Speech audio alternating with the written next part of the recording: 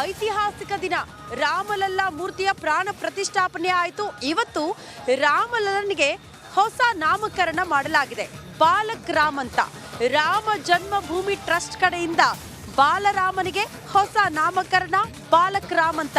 ಇನ್ನು ಮುಂದೆ ನಮ್ಮ ರಾಮನನ್ನ ನಾವು ಬಾಲಕ್ ರಾಮ್ ಅಂತ ಕರಿಬೇಕಾಗುತ್ತೆ. ಕಾರಣ ಸಹಜವಾಗಿ ಒಂದು ಮನೆಯಲ್ಲಿ ಮಗು ಜನಿಸಿದ ಸಂದರ್ಭದಲ್ಲಿ ಆ ಮಗುವಿಗೆ ಒಂದು ಹೆಸರನ್ನ ಕೂಡ ಇಡಲಾಗುತ್ತೆ.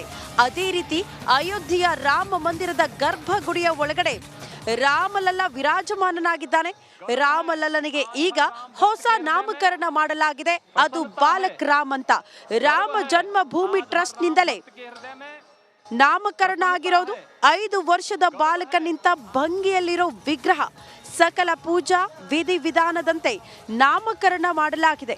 ರಾಮ ಮಂದಿರದ ಅರ್ಚಕ ಅರುಣ್ ದೀಕ್ಷಿತ್ ನಾಮಕರಣ ಮಾಡಿದ್ದಾರೆ ಅನ್ನೋದರ ಡೀಟೇಲ್ಸ್ ಸದ್ಯ ಸಿಗ್ತಾ ಇದೆ. ಅಂದ್ರೆ ಅವರು ಈ ಸ್ಟೇಟ್ಮೆಂಟ್ ಅನ್ನ ಕೊಟ್ಟಿದ್ದಾರೆ. ಇನ್ನು ಮುಂದೆ ಬಾಲರಾಮ ಅನ್ಬೇಡಿ, ಬಾಲಕ್ ರಾಮ್ ಅಂತ ಕರಿಬೇಕಾಗತ್ತೆ, ನಾವು ನಾಮಕರಣ ಮಾಡಿದ್ದೀವಿ ಅನ್ನುವಂತಹ ವಿಚಾರವನ್ನ ರಾಮ ಮಂದಿರದ ಅರ್ಚಕ ಅರುಣ್ ದೀಕ್ಷಿತ್ ಅವರೇ ಹೇಳಿಕೆ ಕೊಟ್ಟಿದ್ದಾರೆ. ಕಾರಣ 5 ವರ್ಷದ ಬಾಲಕ ನಿಂತ ಭಂಗಿಯಲ್ಲಿರೋದು ರಾಮಲಲ್ಲ ವಿಗ್ರಹ. ಆ ಕಾರಣಕ್ಕೆ ಬಾಲಕ್ ರಾಮ್ ಅಂತ ಹೆಸರಿಡಲಾಗಿದೆ ರಾಮ ಜನ್ಮಭೂಮಿ ಟ್ರಸ್ಟ್ನಿಂದ. ಇನ್ನು ಮುಂದೆ ಬಾಲಕ್ ರಾಮ್ ಅಂತ ಕರೀರಿ ಅಂತ ರಾಮ ಮಂದಿರದ ಅರ್ಚಕ ಅರುಣ್ ದೀಕ್ಷಿತ್ ಹೇಳಿಕೆ ಕೊಟ್ಟಿದ್ದಾರೆ.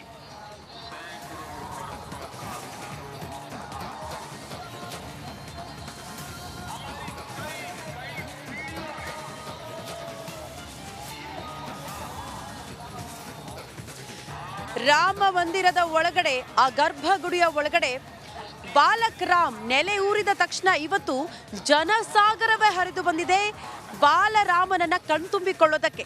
ರಾಮನನ್ನ ಕಣ್ತುಂಬಿ ರಾಮನ ಆಶೀರ್ವಾದ ಪಡೆದುಕೊಳ್ಳೋದಕ್ಕೆ ದೇಶ ಮಾತ್ರ ಅಲ್ಲ, ವಿದೇಶದಿಂದಲೂ ಕೂಡ ಸಾಕಷ್ಟು ಭಕ್ತರ ಆಗಮನ ಅಯೋಧ್ಯೆಯತ್ತ ಆಗಿದೆ. ಹಾಗಾಗಿ ರಾಮನೂರಿನಲ್ಲಿ ಭಕ್ತ ಸಾಗರವೇ ಎತ್ತ ನೋಡಿದ್ರು ಕೂಡ ಜನಸಾಗರ. ಸರಿಸುಮಾರು 50,000ಕ್ಕೂ ಹೆಚ್ಚು ಜನ ಇವತ್ತು ರಾಮನ ದರ್ಶನ ಪಡೆಯೋದಕ್ಕೆ ಆಗಮಿಸಿದ್ರು. ದೊಡ್ಡ ಮಟ್ಟದ ಜನಸಮೂಹ ಎತ್ತ ಕಣ್ಣಾಯಿಸಿದ್ರು ಕೂಡ ರಿಪಬ್ಲಿಕ್ ಆ ಜನಸಮೂಹದ ಜೊತೆಗೆ ಹೆಜ್ಜೆ ಹಾಕ್ತು. ಅವರ ಸಂಭ್ರಮ ಯಾವ ರೀತಿ ಇತ್ತು, ಜೊತೆಗೆ ರಾಮನನ್ನ ನೋಡ್ತೀವಿ ಅನ್ನುವಂಥ ಖುಷಿ ಯಾವ ರೀತಿ ಮನೆ ಮಾಡಿತ್ತು, ಅವರನ್ನ ಕೂಡ ಮಾತನಾಡಿಸ್ತಾ ಅವ್ರ ಜೊತೆಗೆ ಹೆಜ್ಜೆ ಹಾಕ್ತಾ ರಾಮ ಮಂದಿರದ ಒಳಗಡೆ ನಾವು ಕೂಡ ಪ್ರವೇಶ ಮಾಡಿದ್ವಿ. ಅವರ ಹರ್ಷೋದ್ಗಾರ ಸಂಭ್ರಮಕ್ಕೆ ಪಾರವೇ ಇರಲಿಲ್ಲ. ಮಧ್ಯಾಹ್ನದವರೆಗೆ 3 ಲಕ್ಷ ಜನ ಬಂದು ರಾಮನ ದರ್ಶನ ಪಡೆದುಕೊಂಡಿದ್ದಾರೆ.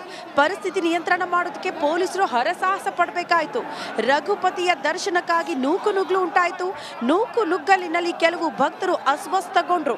ಸ್ಥಳದಲ್ಲೇ ಇದ್ದ ಆಂಬ್ಯುಲೆನ್ಸ್ನಲ್ಲೇ ಚಿಕಿತ್ಸೆಯನ್ನು ಕೂಡ ನೀಡಲಾಯಿತು. ಸಹಜವಾಗಿ ಅಲ್ಲಲ್ಲಿ ವೈದ್ಯರು ಕೂಡ ನೇಮಕ ಆಗಿದ್ರು. ಈ ರೀತಿ ಕ್ಯೂನಲ್ಲಿ ಬಂದಂತಹ ಭಕ್ತರಲ್ಲಿ ಆರೋಗ್ಯದಲ್ಲಿ ಏನಾದರೂ ಏರುಪೇರಾದ್ರೆ ಅವರಿಗೆ ಪ್ರಥಮ ಚಿಕಿತ್ಸೆ ಕೊಡುವಂತಹ ಸಿದ್ಧತೆಗಳು ಕೂಡ ದಾರಿಯುದ್ದಕ್ಕೂ ಮಾಡಲಾಗಿತ್ತು. ಅದೇ ರೀತಿ ಕೆಲ ಭಕ್ತರು ಅಸ್ವಸ್ಥಗೊಳ್ತಾ ಇದ್ದಂತೆ ಅಲ್ಲೇ ಆಂಬ್ಯುಲೆನ್ಸ್ನಲ್ಲೇ ಅವರಿಗೆ ಚಿಕಿತ್ಸೆ ನೀಡಲಾಗಿದೆ ಅನ್ನೋದರ ಡೀಟೇಲ್ ಸಿಗ್ತಾ ಇದೆ.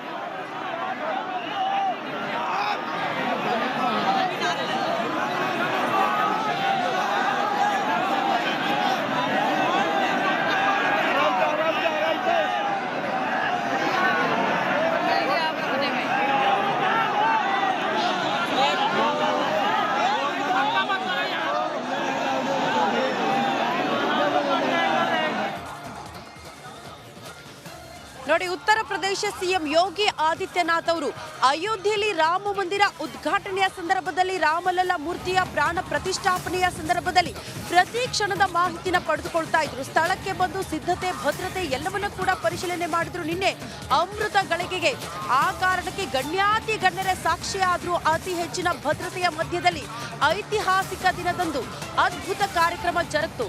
ಇದೆಲ್ಲ ಆದ ಬಳಿಕ ಇವತ್ತು ಕೂಡ ಉತ್ತರ ಪ್ರದೇಶ ಸಿಎಂ ಯೋಗಿ ಆದಿತ್ಯನಾಥ್ ಅವರು ಅಯೋಧ್ಯೆಗೆ ಆಗಮಿಸಿದ್ರು. ವೈಮಾನಿಕ ಪರಿಶೀಲನೆಗೆ ಸಿಎಂ ಯೋಗಿ ಆದಿತ್ಯನಾಥ್ ಅವರು ಮುಂದಾಗಿದ್ದಾರೆ. ಜಿಲ್ಲಾಡಳಿತದಿಂದ 8 ಮ್ಯಾಜಿಸ್ಟ್ರೇಟ್ಗಳ ನಿಯೋಜನೆ ಕೂಡ ಮಾಡಲಾಗಿದೆ. ಅಯೋಧ್ಯೆ ಪರಿಸರದಲ್ಲಿ ವಿಶೇಷ ಮ್ಯಾಜಿಸ್ಟ್ರೇಟ್ಗಳ ನೇಮಕ ಕೂಡ ಮಾಡಲಾಗಿದೆ.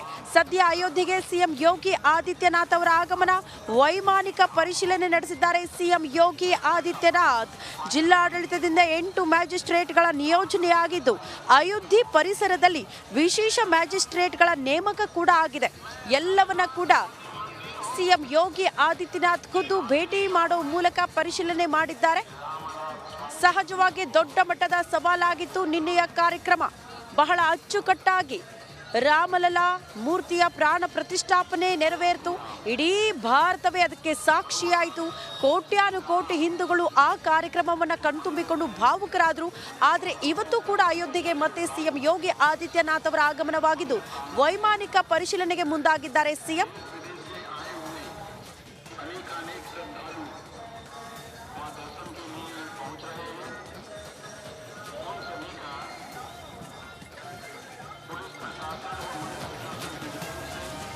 ಸಹಜವಾಗಿ ರಾಮ ಮಂದಿರದ ಒಳಗಡೆ ನಾವು ಜನಸಾಮಾನ್ಯರ ಜೊತೆಗೆ ಹೆಜ್ಜೆ ಹಾಕ್ತಾ ರಾಮಲಲ್ಲಾನನ್ನ ಕಣ್ತುಂಬಿಕೊಳ್ಳೋದಕ್ಕೆ ಹೋದಂತ ಭಕ್ತಾದಿಗಳನ್ನ ಮಾತನಾಡಿಸ್ತಾ ಇದ್ದಾಗ ಅನೇಕರು ಕರ್ನಾಟಕದಿಂದಲೂ ಕೂಡ ಭಕ್ತರ ಆಗಮನ ಆಗಿತ್ತು. ಅವರ ಸಂತೋಷ ಹೇಗಿತ್ತು? ರಿಪಬ್ಲಿಕ್ ಅನ್ನೋ ಜೊತೆ ಅವರು ಮಾತನಾಡಿದ್ದಾರೆ. ಏನ್ ಹೇಳಿದ್ರು ಬನ್ನಿ ನೋಡ್ಕೊಂಡು ಬರೋಣ. ಹೆಸರು ಸರ್, ಎಲ್ಲಿಂದ ಬಂದಿದ್ದೀರಿ? ನಾವು ಕರ್ನಾಟಕ ನೆನ್ಮಂಗ್ಲ. ಒಳಗಡೆ ಎಷ್ಟೇ ರಶ್ ಆದ್ರೂ ಪರವಾಗಿಲ್ಲ, ನಾವು ದರ್ಶನ ಮಾಡೇ ಮಾಡ್ತೀವಿ. ನಾವು ದರ್ಶನಕ್ಕೆ ಅಂತ ಬಂದಿದ್ದೀವಿ. ಮೊನ್ನೆ ಬಂದಿದ್ದು ತುಂಬಾ ಚೆನ್ನಾಗಿದೆ. 500 ವರ್ಷದ ಒಂದು ಏನು ರಾಮ ಕ್ಷಣಗಳಲ್ಲಿ ಒಳಗೆ ಹೋಗ್ತೀರಾ? ಹೀಗೆ ಸ್ಟ್ರೈಟ್ ಆಗಿ ಹೋದ್ರೆ ಹೇಗೆ ಅನ್ಸುತ್ತೆ ಬಾಲರಾಮನನ್ನ ನೋಡೋಕೆ? ಬಾಲರಾಮನ್ ನೋಡೋಕೆ ನಾವು ಅಲ್ಲಿಂದ ಒಂದು 2 ಕಿಲೋಮೀಟರ್ ದೂರದಿಂದ ನಡ್ಕೊಂಡ್ ಬರ್ತಾ ಇದೀವಿ. ಒಂದು 5-10 ನಿಮಿಷ ಅಂದಂಗೆ ಕಾಣ್ತಾ ಇದೆ ಜನ. ನಾವು ನಡೆದಂಗೆ ಕಾಣ್ತಾ ಇಲ್ಲ, ತುಂಬಾ ಚೆನ್ನಾಗಿದೆ. ನಾವು ಹುಬ್ಳಿಂದ ಬಂದಿವಿ. ನಾವು ಮಹೇಶ್ ಅಂತ, ಶಿವು ಅಂತ, ಪ್ರೇಮ್ ಅಂತೇಳಿ. ನನ್ನ ಹೆಸರು ಡಾಕ್ಟರ್ ಶಶಿಧರ್ ಅಂತ. ಸರ್, ಒಬ್ಬೊಬ್ಬರಾಗಿ ಮಾತಾಡ್ಸೋಣ. ಹೇಳಿ ಸರ್, ಯಾವತ್ತು ಬಂದಿದ್ದು ಅಯೋಧ್ಯೆ? ನಾವು 2 ದಿನ ಆಯ್ತು ಮೇಡಮ್. ತೊಂದ್ರೆ ಆಗೋದು ಬೇಡ. ಸೊ ಎಷ್ಟು ದಿನ ಆಯ್ತು? 2 ದಿನ ಆಯ್ತು ಮೇಡಮ್ ಬಂದು. ನಾವು ಎಲ್ಲಿ ಉಳ್ಕೊಂಡಿದ್ರಿ? ಹೊರಗಡೆ ಉಳ್ಕೊಂಡಿದ್ದೆ ಮೇಡಮ್, ಸ್ಟೇಷನ್ದಲ್ಲಿ. ಹೆಂಗ್ ಅನಿಸ್ತದೆ ಅಯೋಧ್ಯ? ಹೇಳಕ್ ಆಗ್ತಾ ಇಲ್ಲ ಮೇಡಮ್, ಅಷ್ಟು ಇದಾಗ್ತಾ ಇದೆ ನಮಗೆ. ಸಿಕ್ಕಾಪಟ್ಟಿ ಜನ ಇದ್ದಾರೆ ಮೇಡಮ್, ಬಾಳೆ. ನಮ್ಮ ಅದೃಷ್ಟ ನಾವು ಇಲ್ಲಿ ನಮ್ಗೆ ಇರೋದು ಸಿಕ್ಕಿದ್ದಕ್ಕೆ. ನೆನೆ ಕಾರ್ಯಕ್ರಮ ನೋಡಿದ್ರ? ಮೋದಿ ಅವ್ರು ಬಂದು ಪ್ರಾಣ ಪ್ರತಿಷ್ಠಾಪನೆ ಮಾಡಿದ್ರು. ನಾವು ಊರು ಹೊರಗಿದ್ವಿ. ಟಿವಿಲೂ ನೋಡ್ಲಿಲ್ಲ? ಟಿವಿದಲ್ಲಿ ನೋಡಿದೆ ಮೇಡಮ್. ರಾಮಲಲ್ಲನ ಫಸ್ಟ್ ಟೈಮ್ ಟಿವಿಲಿ ನೋಡಿದಾಗ ಹೇಗೆ ಅನ್ಸ್ತು? ತುಂಬಾ ಚೆನ್ನಾಗಿತ್ತು ಮೇಡಮ್, ಹೇಳಕ್ ಆಗಲ್ಲ. ಅದು ಎಕ್ಸ್ಪ್ರೆಸ್ ಮಾಡ್ಲಿಕ್ಕೆ ಆಗಲ್ಲ, ಆ ತರ ಇದೆ. ಅಲ್ಲ, ಯಾಕೆ ಬರೀ ಗಂಡ್ ಮಕ್ಳೇ ಬಂದಿದ್ದೀರಿ? ಮನೆ ಹೆಣ್ಮಕ್ಳನ್ನ ಯಾಕೆ ಕರ್ಕೊಂಡ್ ಬಂದಿರಿ? ಮೇಡಮ್ ನೆಕ್ಸ್ಟ್ ಟೈಮ್ ಬರುತ್ತೆ, ಈಗ ನೆಕ್ಸ್ಟ್ ಟೈಮ್ ಬರುತ್ತೆ. ಜೈ ಶ್ರೀರಾಮ್. 3 ದಿನ ಆಯ್ತು ಮೇಡಮ್ ದರ್ಶನ ಮಾಡಕ್ ಬಂದು. ಶಿವಮೊಗ್ಗದಿಂದ ಬಂದಿದ್ದೀವಿ. ಬೆಂಗಳೂರಿಂದ ಮೇಡಮ್. ತುಂಬಾ ಮೇಡಮ್, 3 ದಿವಸದಿಂದ ತುಂಬಾ ಕಾದು ಇವತ್ತು ಹೋಗ್ತಾ ಇದೀವಿ. ನೋಡ್ತೀವಿ ಖಂಡಿತ. ಕಂಪ್ಲೀಟ್ ಲಾಸ್ಟ್ ಟೈಮಲ್ಲಿ ಆ ಮೇಡಮ್ ಅವರು ಬಂದ್ಬಿಟ್ಟು ಇಂಟರ್ವ್ಯೂ ಮಾಡಿದ್ರು. 10 ದಿನ ಆದ್ರೂ ಇಲ್ಲಿ ಇರ್ತೀವಿ ಅಂತ ಹೇಳಿದ್ವಿ. ಆಲ್ಮೋಸ್ಟ್ ಇವಾಗ ಟೋಟಲ್ ಆಗಿ 4 ದಿನ ಆಗ್ತಾ ಇದೆ. 4 ದಿನ ಅಲ್ಲ, ಇನ್ನು 10 ದಿನ ಆದ್ರೂ ಕೂಡ ನಾನು ರಾಮನ ದರ್ಶನ ನೋಡ್ಕೊಂಡೇ ಹೋಗೋದು ಮೇಡಮ್. ಅಷ್ಟೇ. 1000 ಕಿಲೋಮೀಟರ್ ಬಂದಿದೀವಿ ಅಂದ್ರೆ ನೋಡ್ಕೊಂಡ್ಲಂಗ್ ಹೋಗ್ತೀವಿ ಮೇಡಮ್. ನೋಡ್ದೆ ಅಂತೂ ಹೋಗೋದೇ ಇಲ್ಲ, ಅದಕ್ಕೋಸ್ಕರನೇ ಬಂದಿದ್ದೀವಿ, ಇಲ್ಲೇ ಕಾಯ್ತಾ ಇದೀವಿ. ತುಂಬ ಚೆನ್ನಾಗಿತ್ತು ದರ್ಶನ, ತುಂಬ ಚೆನ್ನಾಗಿದೆ. ಸ್ವಲ್ಪ ವ್ಯವಸ್ಥೆ ಮಾಡಬೇಕು, ತುಂಬ ಜನ ಇದಾರಲ್ಲ, ಅದಕ್ಕೋಸ್ಕರ ಅವ್ರಿಗೆ ಕಷ್ಟ ಆಗ್ತಾ ಇದೆ. ಇಲ್ಲಾಂದ್ರೆ ತುಂಬಾ ಭವ್ಯ ಮಂದಿರ ಬಂದಿದೆ. ನಮ್ಮವರು ನಮ್ಮ ಮಣ್ಣಿನ ಶಿಲೆಯಲ್ಲಿ ರಾಮನಾಗಿ ನಿಂತಿರೋದು ಚೆನ್ನಾಗಿತ್ತು, ತುಂಬಾ ಚೆನ್ನಾಗಿತ್ತು. ಆ ಶಿಲೆ ಅಂತ ತುಂಬಾ ಚೆನ್ನಾಗಿತ್ತು. It's a wonderful experience. ಏನ್ ಹೇಳ್ತೀರಿ ರಿಪಬ್ಲಿಕ್ ಕನ್ನಡದ ಮೂಲಕ ಕನ್ನಡಿಗರಿಗೆ, ಕರ್ನಾಟಕದ ಜನರಿಗೆ ಈ ಅಯೋಧ್ಯೆ ಬನ್ನಿ ನೋಡಿ ಶ್ರೀರಾಮ್